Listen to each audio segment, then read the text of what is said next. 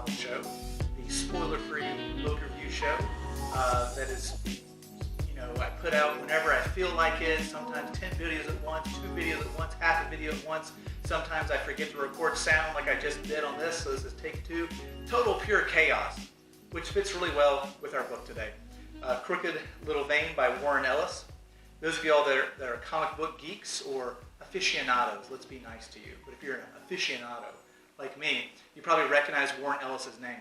He's a rather infamous writer. He writes a lot of basically dark humor kind of stuff, comics, very grotesque or disgustingly sexual things, all kinds of just messed up characters doing messed up things, learning very little in the process often. So he's that style of writer. As far as this book, this is a satirical book. It is a farce. It is very similar to Confederacy of Dunces, or I would really say in a lot of ways, it's very similar to Vonnegut or Pynchon. I would say especially Vonnegut, like Breakfast of Champions. This book is very Breakfast of Champions-y, but I think a little bit more juvenile in the humor. And I'm not saying that as an insult. It's just a different style of stuff. As far as what you were getting into, if you read a book like this, here's this. A lot of times when I read books, I'll read something like Moby Dick and think that Melville's writing is beautiful. So I'll underline quotes, dog-ear pages, underline quotes, dog-ear pages, all throughout it. Sometimes if there's a pithy little phrase like that pops up in an Ian Fleming book, I'll underline that too and dog-ear it. Sometimes if there's something just utterly ridiculous, then I'll dog-ear it too. This book falls into that category. I've dog-eared a lot of this book. So to kind of think about what you're getting into, if you read something like this, I'll just read you some quotes. Then you'll know if this is your kind of book. So it says, "She had her back to me, and as I approached, I expected to see a hat in front of her or a little cardboard sign with the hand-scrawled message, 'Need money for food or drugs or clown stabbing.'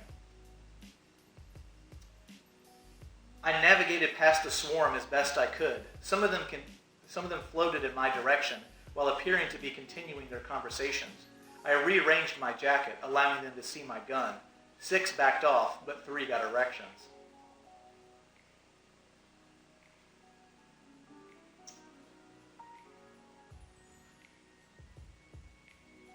I hold grudges for decades. Frankly, if I didn't hold grudges, I'd have nothing to play with on Christmas Day.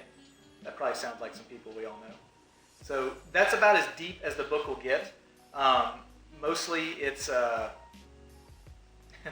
read that. That's too much cursing. Mostly stuff like this. "I was drinking. I have 2 drinking faces, I've been told. The social drinking face and the I need to drink until the front of my brain dies face." That kind of stuff. The 2 main characters, both of which are entertaining and kind of good people, but extremely messed up people, are 2 anti-heroes that go off on this Kennedy O'Toolean sort of quest, basically, to right some wrongs, more or less, that kind of thing. And so this book is supposed to make you laugh. It's supposed to entertain you by the ridiculous stuff that keeps happening. This is not a book you learn lessons from. The themes here, I don't know. The theme of to thyself be true, I guess. To follow your own moral code, I guess. Those are the kind of themes. The themes here about finding somebody to be happy with is difficult, but doable if you can accept them for who they are, I guess. I don't know. It's a tough book to do themes on in a serious way. If that seems like something you'd enjoy, go for it. Remember, not every book has to be some deep, meaningful tome, written in Old English that's gonna, change your life and has already inspired millions and yada, yada, yada, all that kind of stuff. Read books for fun. It's fine. It's the same junk people would throw at me when I was a kid, and I liked reading comic books. I remember I read a lot of comic books when I was growing up, and my parents were kind of getting on my case about it a little bit. But then when I took the ACT, I scored so high in reading. I actually remember at the time my parents just said, "Okay, we won't bother you about comic books anymore," because obviously the reading's going okay. So if you find something like this and you enjoy it, don't be ashamed. Read it, like it, enjoy it. I doubt it'll be one of your favorite books ever, but it's a fun, farcical book. It's a fun, silly, goofy, darkly humorous, kind of shocking in like a non-PC kind of way sort of book. So if that seems like it's up your aisle, now you know. Here at the end, I'd like to talk about a few things. So we got the book I'm reading right now, actually finishing finally after all these decades. Nathaniel Hawthorne's Twice Told Tales. I'm finally reading more than those 2 stories we all had to read for lit class back at university. And then, of course, now that I'm older, have more appreciation for this kind of stuff, more patience, it is very enjoyable. Nathaniel Hawthorne is such a creative writer, and the way he tells stories is pretty novel, pun intended, just like the show. Even though these days, of course, most of his ideas have kind of been done to death. Well, yeah, because he was one of the originators. He was one of the progenitors of those sort of ideas. So here at the end, I thought I'd wear this shirt because this band, listening to this band is like reading Crooked Little Bane in a lot of ways.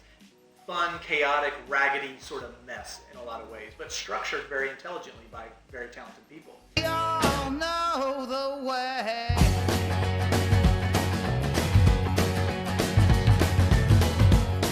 So the Builders and the Butchers is a band that I got into a few years ago when I was a big dark country kick. Dark country songs are cool.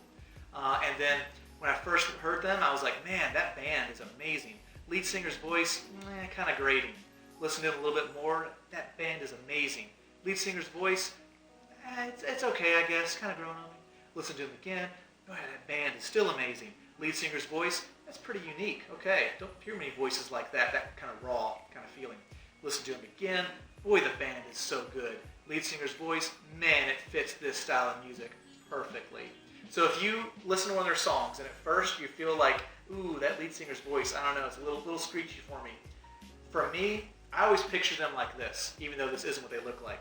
This band, their sound, I picture a bunch of guys on stage with like ragged clothes half hanging off them, playing barely working instruments, just jamming out, jamming their souls out behind chicken mesh wire because they're in some seedy dive biker bar and people are throwing beer bottles at them like in the Blues Brothers. That's the kind of sound I picture of. And like I said, it's perfect for this book. Absolutely perfect, fits that style. I very rarely buy band t-shirts or even albums anymore, but I did both with them because I want to support them because they are fantastic.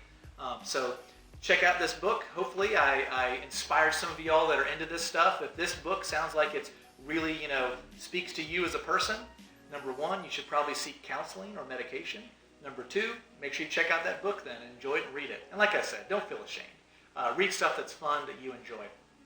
And as always, here at the end of the video, we got to do the typical YouTube stuff, skip through that. If you want to check out my travel channel, my movie channel, whatever. But anyway, hopefully everybody out there is doing well, or as well as can be expected, and you're getting a lot of reading done, and you're enjoying that reading, and hopefully I've helped you find a few new authors or a few new books. And anyway, take care. I will see you again on the next review. So long.